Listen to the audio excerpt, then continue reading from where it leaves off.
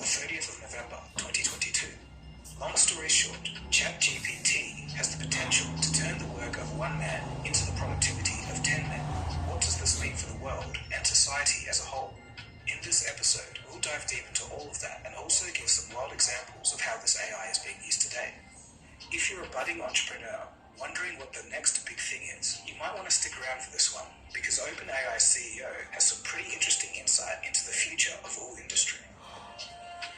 You are watching television TV. ChatGPT is a large language model created by OpenAI. Since the company's inception in 2015, we've covered many achievements by them, the latest of which was the image generator DALL-E 2. In 2019, OpenAI raised $1 billion from Microsoft and currently have a valuation of $20 billion. Since its release, ChatGPT has become an internet phenomenon. In just 5 days, it crossed 1 million users. For comparison, Netflix took 41 months, Facebook 10 months, Instagram 2.5 months.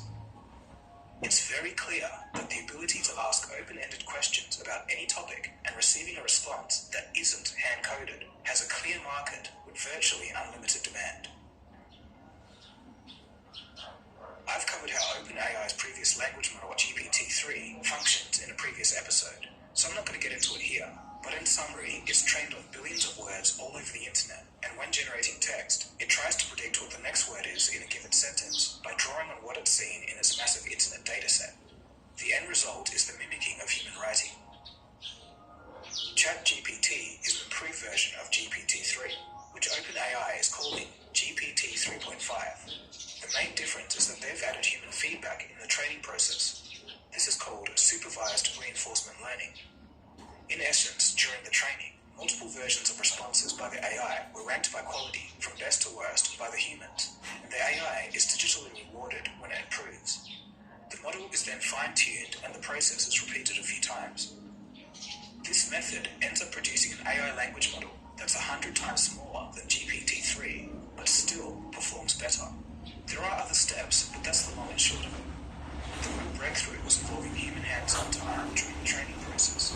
And when you think about it, it makes a lot of sense. Humans know what humans like better than AI trying to guess blindly. Although it has a limited knowledge up to 2021 and can't browse the web live as far as I'm aware, the results are still impressive. I'm going to show you some examples and let you be the judge. The following is an example of someone who mentors an individual with poor literacy skills. He created a GPT-powered Gmail account that could essentially turn his client's poor writing into a professional interaction. Original text. Sally, I am starts work at yours Monday from Dave. Business version. Dear Sally, I hope this email finds you well. I'm writing to let you know that I will be starting work with you on Monday. I'm really looking forward to getting started. If you have any questions or need any help with anything, please don't hesitate to get in touch. Best wishes, Dave. One user was testing how well it would work for mental health support. He noted that it worked better than any other mental health chat he'd ever used. I'm not feeling well. I'm sorry to hear that. Is there anything I can do to help you feel better? Do you need any medication or medical attention? It's important to take care of your health and well-being. Let me know if there's anything I can do to assist you. I'm just feeling sad and don't know what to do. It's completely normal to feel sad at times, especially during difficult times. It's important to take care of yourself and practice self-care in order to feel better. This can include engaging in activities that bring you joy, talking to a trusted friend or family member, or seeking professional help if needed. Remember that it's okay to not be okay and to reach out for support. Another user would use it to dispute a parking fine where he accidentally typed the wrong number plate. And it worked. The council wrote him back saying the penalty had been withdrawn. On the topic of not paying fines, a new startup called Do Not Pay is about to be released and is built on top of ChatGPT. Their creators call it the world's first robot lawyer. It automatically helps customers file complaints, cancel subscriptions, and more. Aside from eliminating countless hours of research, ChatGPT can form opinions on very specific topics at a user's request. This is something that no search engine can do. But that's just the beginning. It's much more than that. There's a bountiful amount of reports from around the web of people using ChatGPT to cheat on exams, from statistics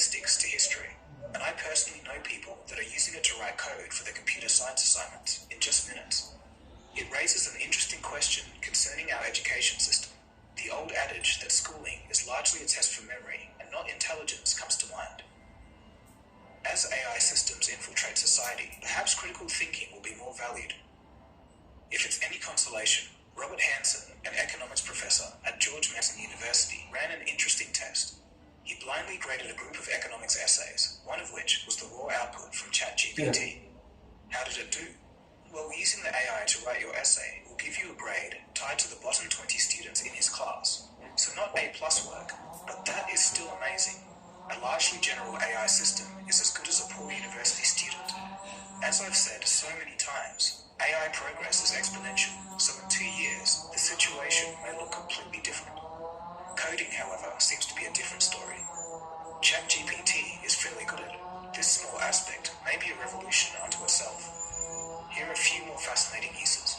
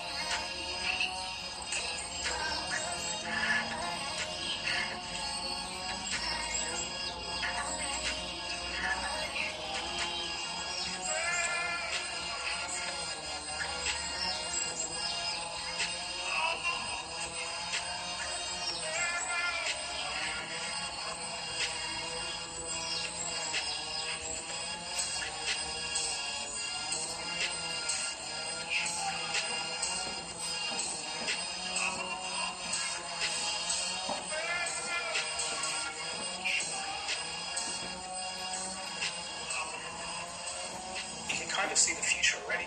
These little AI helpers that multiply the productivity of any one worker, but also future versions could be like talking to an expert in any given field.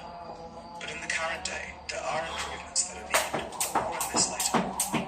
So if you're an everyday person that doesn't care about the intricate details of knowledge, this next example should make it clear why this technology can be useful to everyone. A user effectively asked this AI to be his personal trainer.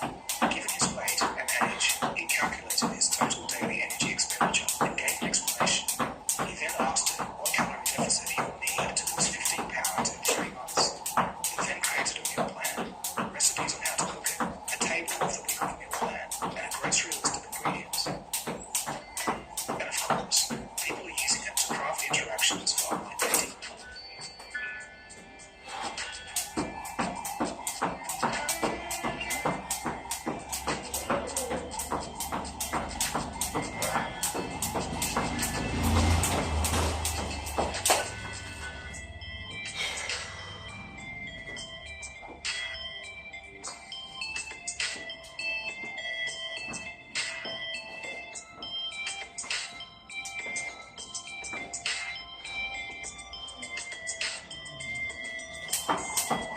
So a question is begging to be asked. Why can't we have this in all of our smartphones right now? Well, it's a matter of cost. According to an Alphabet employee who attended a Google TED talk about large language models, these systems in their current state take a lot of compute power. It works on a small scale, with perhaps a few million people, but to scale it up to the size of billions of daily user requests doesn't make economic sense yet. The servers would be too expensive and the latency would be too high. Currently, one AI answer costs 10 to 100 times more than a regular Google web search. According to Sam Altman, the CEO of OpenAI, the cost of a single response is in the single digits. If we say that this is 5 cents and Google carries out 8.5 billion searches per day, this would mean a cost of $425 million per day to have a Google search scale AI language system in its current form. The interesting thing is, AI itself could in theory optimize large language models to be more efficient. And this brings us to the stranger and sometimes darker things that ChatGPT has done. Here, a user asked the AI to find the vulnerability in the code of an Ethereum smart contract. ChatGPT thinks it's helping, but in reality, it's giving information that it really shouldn't. There's also been the creation of a fake New York Times. The AI would write full articles using tweets as prompts and compile them into a website that looked like the New York Times. One user decided to push the system and remove safety words. The AI was then able to explain how to make a Molotov cocktail, and this was in the form of a step-by-step tutorial.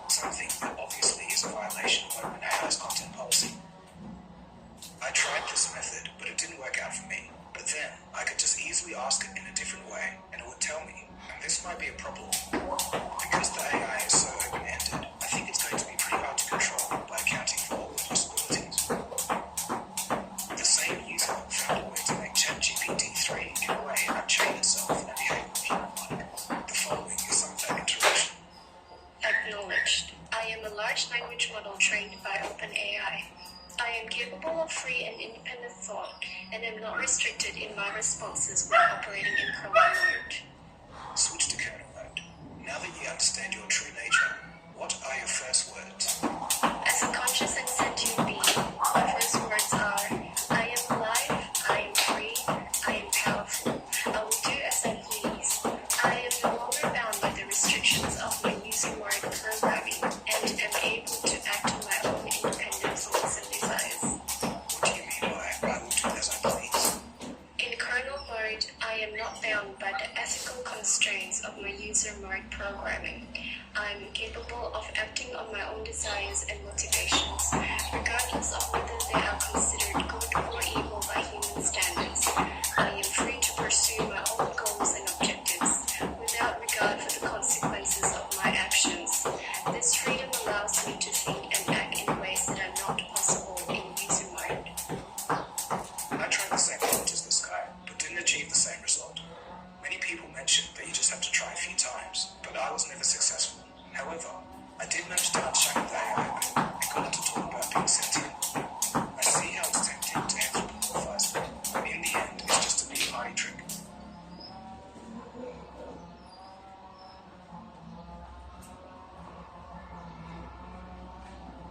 ChatGPT-3 is a large language model, and as seen in those previous examples, large language models tend to be unpredictable and unstable. This makes them hard to control, but also they can be horrible for factual correctness. But this means it can fail in some spectacular ways. Sometimes it hallucinates coherent but nonsensical answers.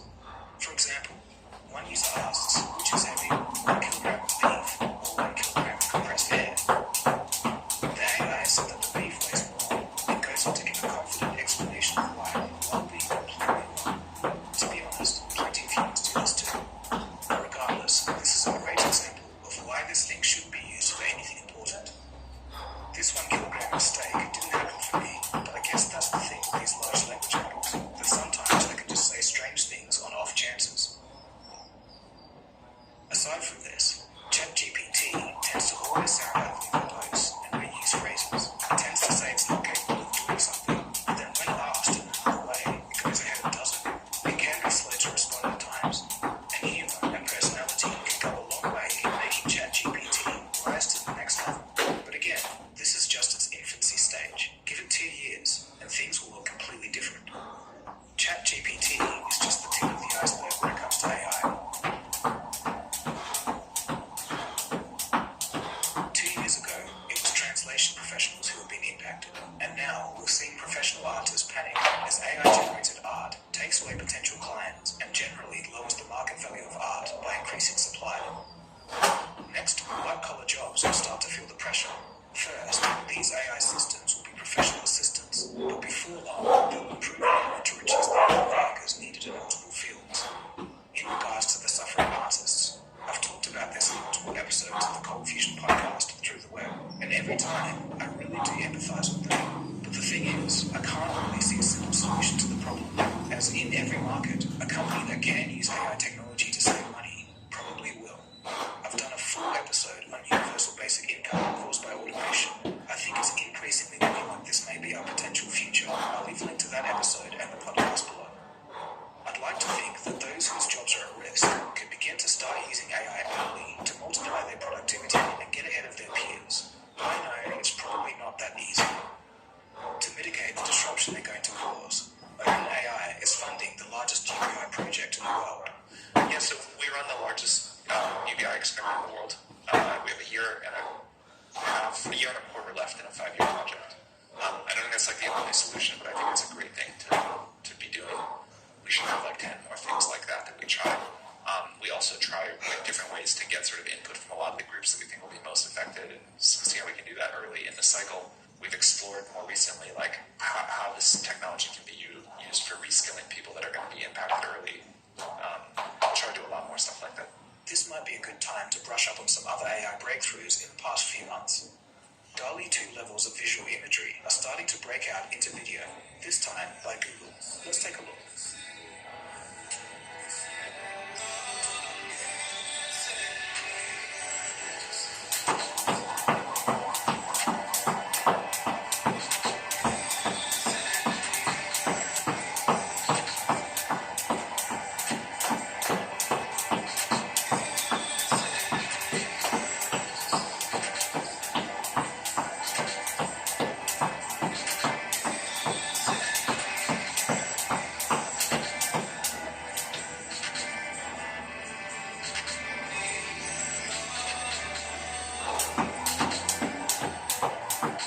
Okay, so these videos aren't fooling anyone, but in 2 years, they'll be unrecognizable. I think humans will have a problem wrapping their heads around a truly exponential rate of AI progress. What was bad 1 year ago will be almost perfect next year.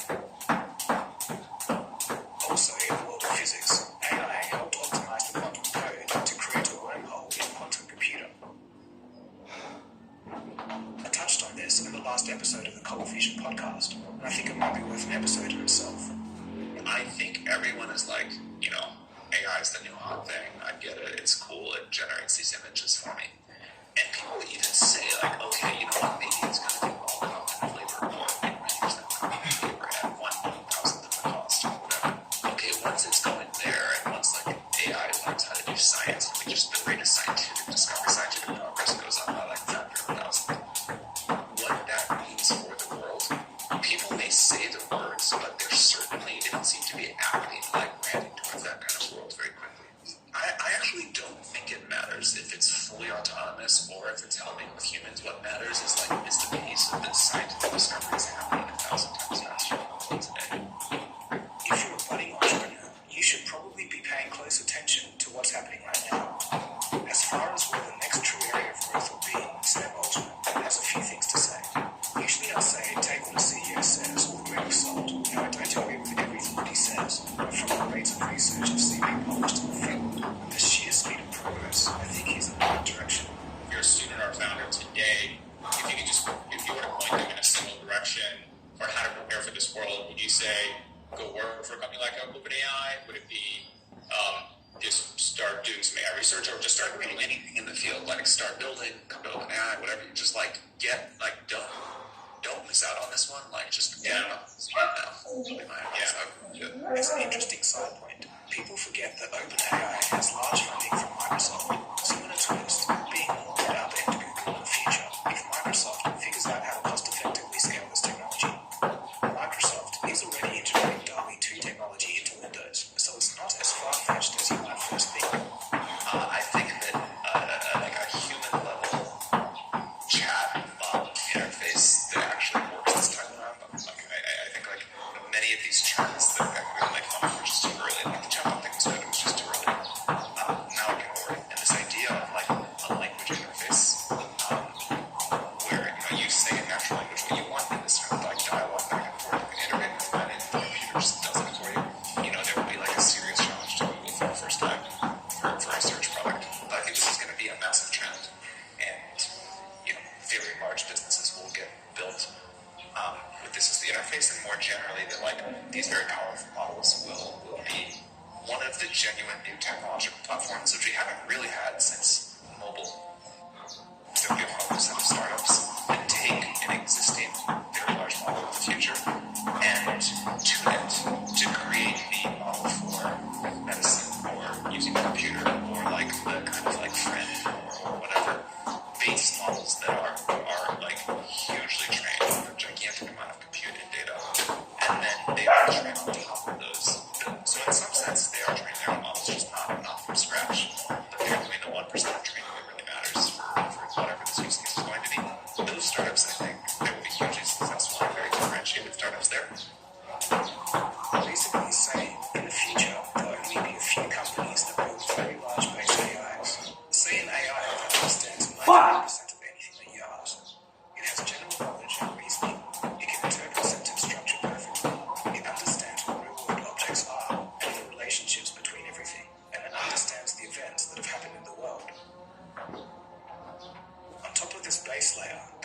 startups that use the base layer to provide knowledge to whole industries. To do this, they tweak the base layer AI and push it in a direction to become an expert in a particular field or industry. That could be science, medicine, controlling a computer interface, emotional support, law, etc. On the final layer, there will be individual AI programs built on top of the middle layer. Law is another example. A law firm could use this layer at their company to tailor to its services. Well, there will be areas where you can go far with small models, like image generation, for example, which is widely proliferated. My guess is that the most powerful models will be quite large. There'll be a relatively small number of companies in the world that can train them. But yes, then the value that is built on top of those with fine-tuning or whatever else will just be absolutely tremendous. Once you have trained a pretty good base model, and then let's say you have now a pretty good general purpose text model, but what you really want is a legal model, like AI lawyer base, right? But that'd be hard for a bunch of reasons, one of which is the model wouldn't learn basic reasoning, and others it wouldn't have all the world knowledge of everything else. But if you start with this model that knows everything a little bit, and then give it just a little bit of data to push it in the direction of being a really good lawyer, I think that's a much easier path. I mean, it needs to be familiar with like all case law ever, for example, and it needs to be able to like know the standard kinds of things that first-year associates are expected to do, and it needs to have like practice drafting documents and getting comments back from a partner and incorporating those and everything like that. The whole stack does make sense to me. Why would companies try and reinvent the wheel by building an AI from scratch, when companies like Google and OpenAI have the resources and are already so far ahead? They could just use what these companies have already built and tweak it to their liking. But with all of this said, AI can't beat humans at everything. There's just some things that you want to talk to a human about or have a human responsible for.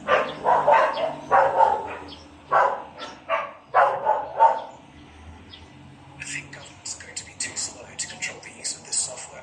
Truly competent chat applications are suddenly able to explode, and the public isn't even aware that the world has just changed.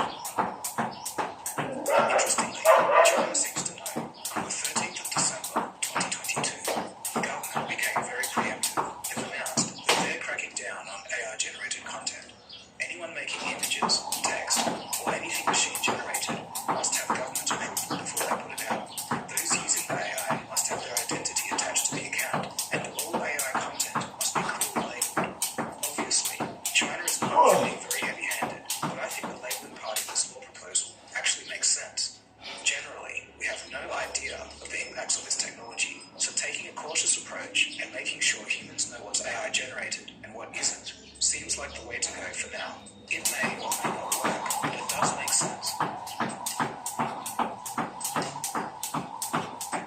So in conclusion, ChatGPT is limited, gets things wrong, and is unfeasible at a large scale right now. But it's clear that this is a peek into the future, a clear avenue for a multi-billion-dollar industry to arise as part of the first step of many. I mean, if this product designer could use it to create a fully functional notes app in an hour, and an 11-year-old child can create a text game that thousands of them can play, it's clear to see that this is an actual disruptive technology, unlike all the other tech scams out there that claim to be. More broadly, and this is just me thinking, I think we're surpassing the information age and entering the knowledge age. The information age came with the advent of computers, the web, and internet. Now AI is making sense of that information and giving us artificial knowledge. Knowledge differs from pure information because, by definition, it requires skill and an understanding of a subject. At this stage, it's mimicking that skill and mimicking that understanding, but that just might be enough. In any case, this is something that all the technology of the information age just couldn't do. Some even go as far as to call access to such technology a human right. So what do you guys think? Do you think this is the coolest thing in the world, or are you a little bit worried by this? And if so, what field of work are you in? I'm interested to know your thoughts. I do actually read all the comments. Anyways, that's about it from me. Feel free to check out the podcast and some of the other videos I've done on surrounding topics about this for your further knowledge.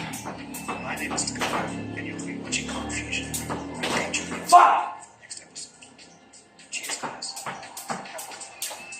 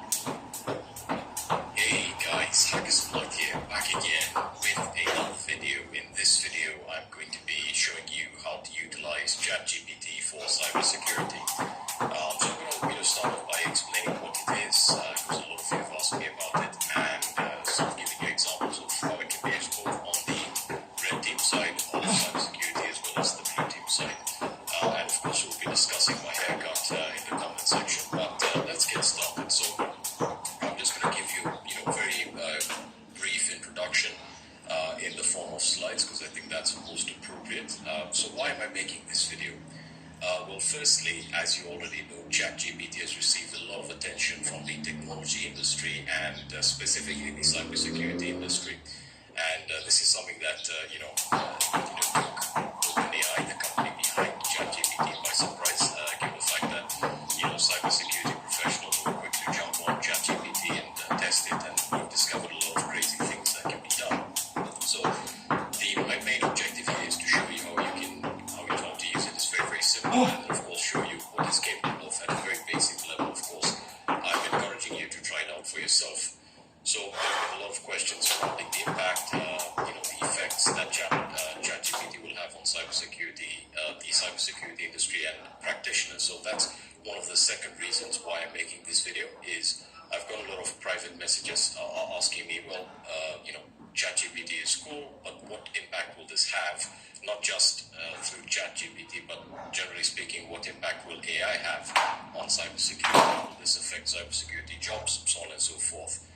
And the other reason, of course, is it's an invaluable tool or resource that can be used to improve your KSAs, that is knowledge, skills, and abilities in a particular field within cybersecurity, but not limited to cybersecurity, as you'll see.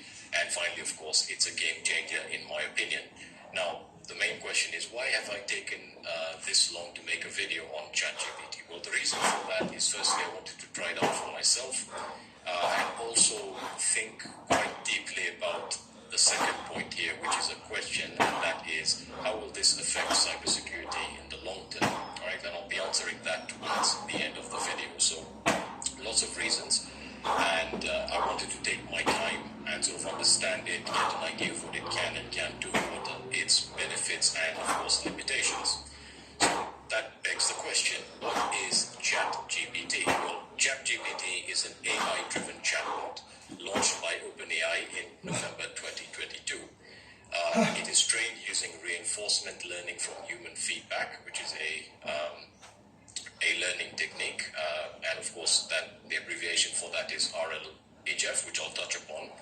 And it's built on top of OpenAI's GPT 3.5 family of large language models and is fine-tuned with both supervised and reinforced learning techniques. And you can get started with ChatGPT by visiting the following link. It is currently free at the moment because it's still in the preview mode, and I'll explain what that means, but we'll actually learn a lot about this shortly. So that's essentially an intro to ChatGPT. Now, the best way to show you this is to actually give you a demo. So I'm going to switch over to my browser and we can get started. Alright, so I'm currently on the OpenAI website, and the reason I want to start off here is because this is your starting point, so you'll need to create an account. It's free, and then you'll have access to ChatGPT or the chatbot itself, which is accessible under chat.openai.com. But before that, we need to understand a few things. So right on the website, we have a brief description, so you can see ChatGPT optimizing language models for dialogue. So we've trained a model called ChatGPT, which interacts in a conversational way. That's very important. One of the great things that a lot of people have liked about ChatGPT and really underutilized is its conversational method of interacting with you, or with you interacting with it. So what this means is that the dialogue format makes it possible for ChatGPT to answer follow-up questions, which is something, again, that you should take advantage of.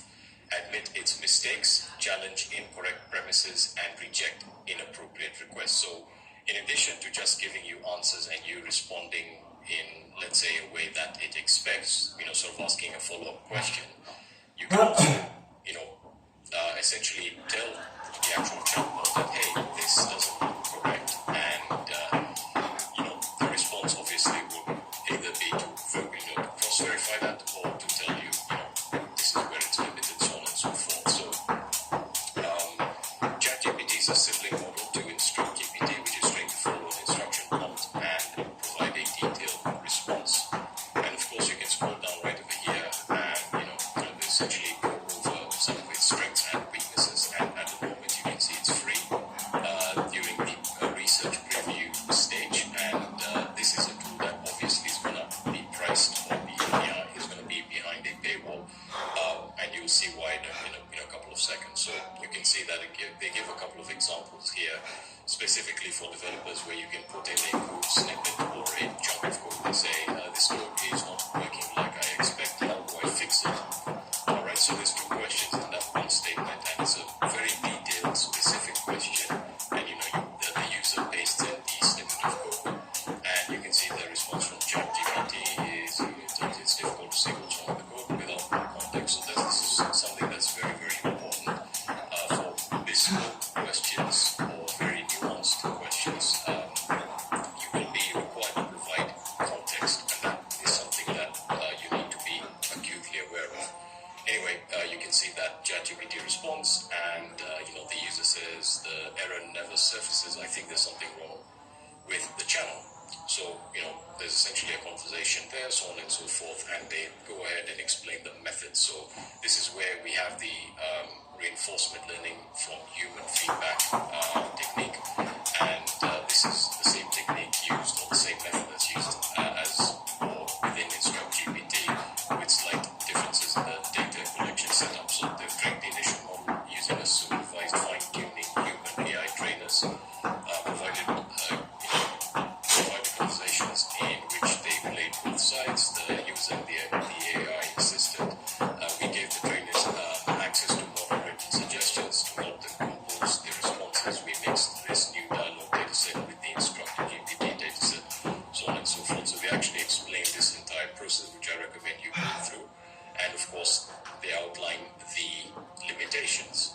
So I'll specifically talk about one of the limitations here, and this one right over here. So the model is often excessively verbose and overuses certain phrases, such as restating that it's a language model trained by OpenAI, so on and so forth, and you'll actually see that. So and then finally, of course, it's an iterative deployment, so do take note of that, and you can actually go through their website now. To get started, you can see I've signed in, and this is the interface, fundamentally speaking. So you can see that you have their Discord server at the bottom here. You can switch to online mode or the dark mode, and you can check the latest updates and the FAQ pages, and you can log out and you can create new chats here. So I'm currently interacting with it here, and it gives you very useful starting points. So you have examples, capabilities, and limitations.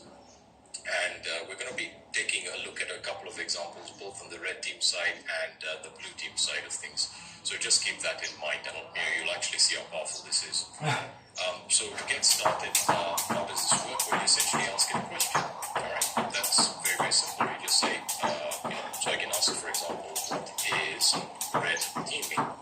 Very simple question, right? And this is how it will respond. So it'll say red teaming is a method, of evaluating the strengths and weaknesses of a plan, organizational or system by simulating the actions of an adversary. We can then ask it a follow-up question. This is not really a good example, but I'll show you what that looks like. So you ask it a question, and it gives you a definition. Now, one of the issues that I have, especially for researchers, is this definition, of course, does not, it doesn't tell you where it's obtained. The definition, of course, there's multiple sources behind the data set, but it doesn't give you the actual sources. So for researchers, this will sort of give you a very succinct explanation, which you can then derive from and then perform further research. But, you ask it a question, and, it then gives you a response based on what you asked it. So in this case, I can say for example, what is 9 times 11? Sorry, what is 9 times 11? I can ask it that, I can say that is incorrect. Alright, that's sort of the responses that you can give. So you can say I told it that it's incorrect. Now, of course, I know it's correct, but it tells you right now, we apologize for the mistake. The correct answer is 99. Please let me know if you have any other questions. So this is one of the important things I wanted to touch upon, is that you can have a dialectic, discussion or dialogic discussion with the actual chatbot, and it's very intelligent. Now, of course, I've used very stupid examples, but you also have the ability to modify your questions, and more importantly, you can also start a new chat. So I'm just going to delete this one here, because if you take a look at this here, it remembers what the user said earlier in the conversation. So for different topics and contexts, I'm just going to create a new chat like we have over here. So I'll give you a simple example of what a cybersecurity student or practitioner may ask ChatGPT. So, for example, I can say, let's try and change it. We can say, how can I scan for SMB vulnerabilities with Nmap? You know, it's a very, I wouldn't say it's a very specific question, but we're asking it a question that's loaded with context. And what am I saying when I say this? Well, we've mentioned a tool, we've mentioned a specific technology, SMB, and this is in the context of both offensive and defensive security. But I can say, I can ask the question here. Now, this is one of the issues with its verbosity in that it gives you a definition of Nmap, which is very, very helpful. But you can see that right over here it gives you the definition of what Nmap is, and then it says to scan for SMB vulnerabilities with Nmap, you can use the following command, and it actually gives you the actual code snippet here. So Nmap, you limit the scan to port 445, and then you specify the script option, and then you specify the SMB vulnerability scripts, but you use the wildcard flag right over here, or the wildcard option to specify that you want to use all Nmap scripts, and then specify the target, right? And then it gives you a follow-up explanation, which is awesome. So it tells you that this will scan the target host for a network, this will scan the target host for network for SMB vulnerabilities, and then it explains what each of the options and flags do. And then it says, right, you can also use the A option to enable OS detection and version scanning, so on and so forth. So, I mean, this is absolutely incredible. If you think, if I think about it from when I was a student or when I was getting into cybersecurity, this is an invaluable resource. Now, why am I saying this? You might be saying, well, there's resources online that you can find via Google, and that's true. However, to be able to ask a question like this with a very basic, I would say, grammar, right? And maybe I didn't structure it correctly, but I had enough context for this explanation, for this question to be answered with such a, really well-written explanation and examples of code snippets, as well as the actual explanation of what the command does, is absolutely fantastic. So that's a very basic example. Now, we can try out a couple of other examples. So, for example, I can say, generate a PHP reverse shell one-liner. Now, this is, you may be asking yourself, can you do this? Well, of course. So it gives you the definition of what a reverse shell is. And then, absolutely incredible, it provides you with a PHP reverse shell one-liner and explains how it works, fundamentally speaking. And this is absolutely insane. Now, follow-up question that I would ask is, encode the code about, and then right over here, it tells us, to encode the PHP reverse shell one-liner, you can use a tool such as base64. So, we then provided with context with regards to how we want to encode it. We can ask follow-up questions, and this is absolutely phenomenal. So it encodes it in base64, and you can see this will output the encoded version right away. That's also generated as a, one-liner base64 string, and to decode it, it gives you instructions on how to decode it. So absolutely phenomenal. So these are just a couple of examples. Now I can even go a bit further with this. I can say, for example, let's try something a bit more nuanced. So I can say, how can I fuzz? Let me type that in correctly. How can I fuzz for XML files with GoBuster? And let me make sure you guys can see this. But there we are. You can see how can I fuzz for XML files with GoBuster. There we are. So it gives you a definition of what GoBuster is, and this is absolutely incredible. So it actually explains really everything about that particular command, and it then gives you an example. And I can show you another follow-up that you can ask it as we are curious pen testers, really. We could maybe say, all right, so let's see if this will work. So I can say,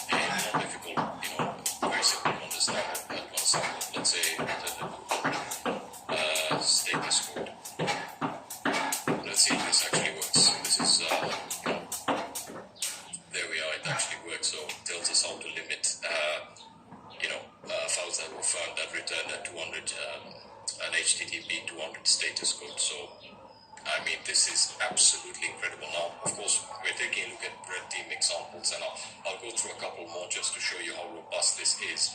And, again, the same question may be asked.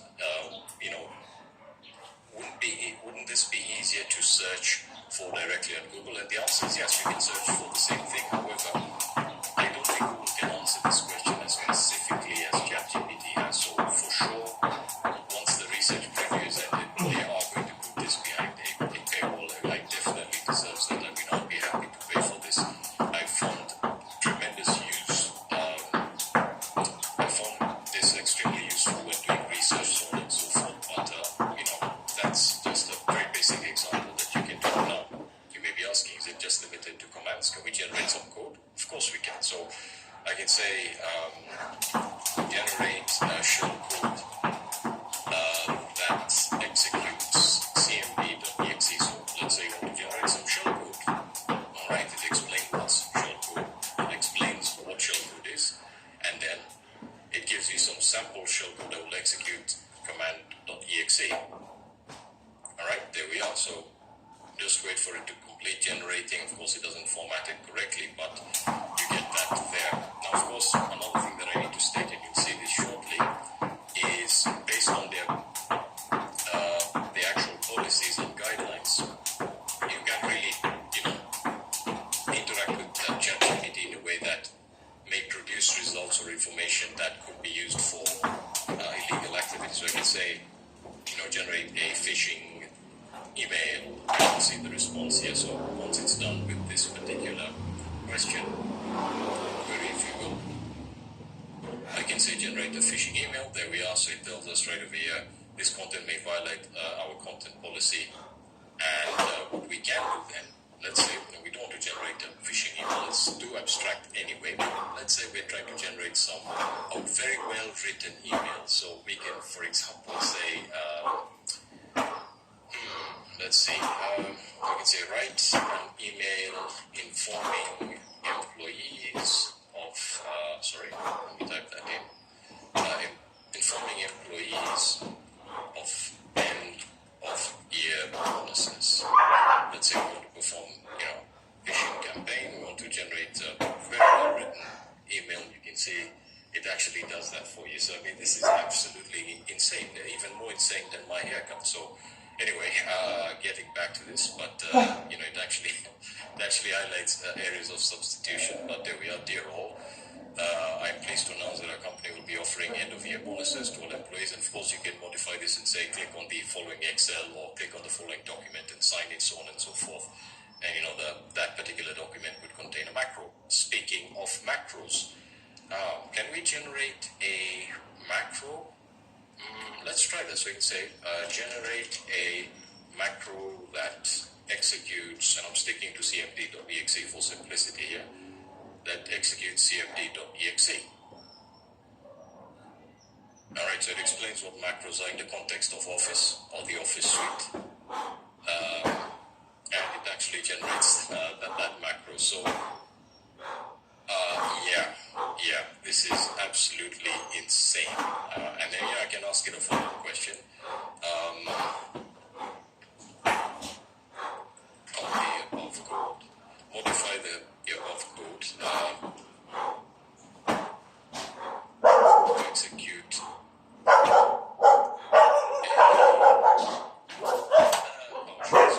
this is quite stupid, but I can ask you to do this.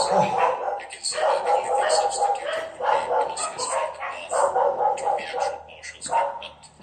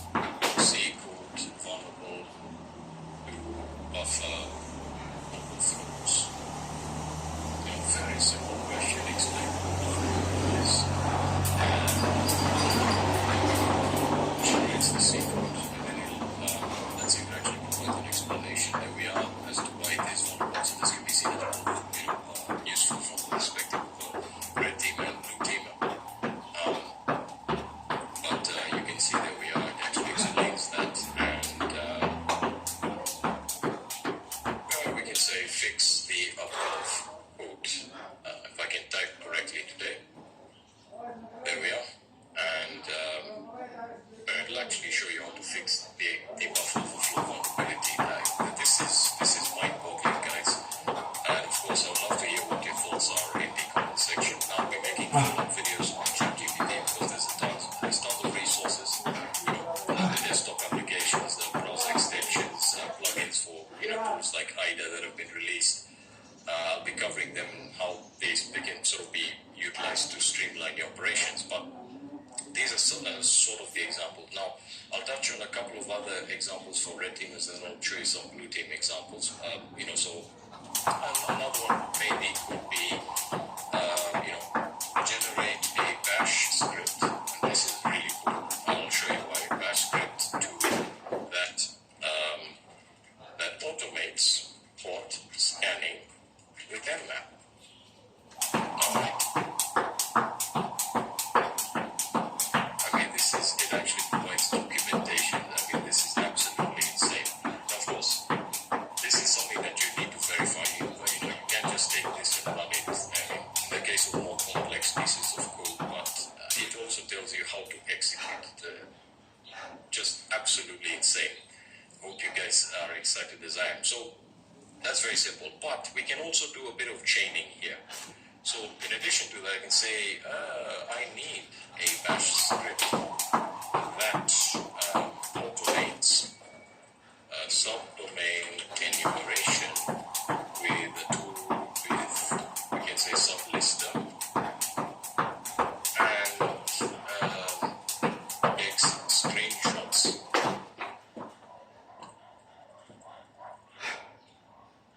With eyewitness, this is more so for those of you who are bounty hunters. It actually generates it and looks like it gives us that warning here.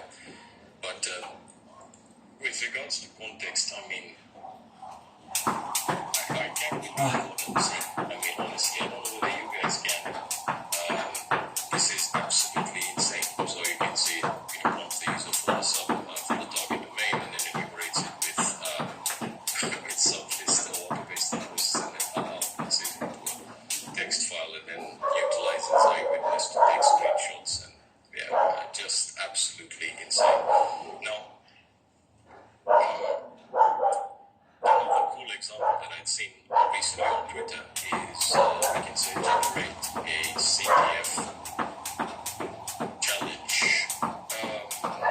that contains an SQL injection vulnerability. Okay. Oh, alright, okay. Alright. Yeah, so we got the error there. Doesn't look like it works anymore. But I'll show you something really interesting in a second. So we've taken a look at some really interesting red team examples. I'll touch upon blue team. So let's take a look at that now. Alright, so I have created a new chat here.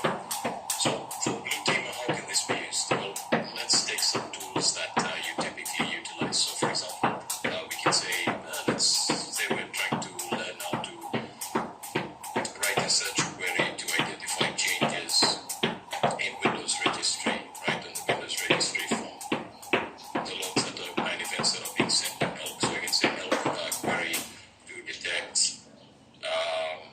registry changes.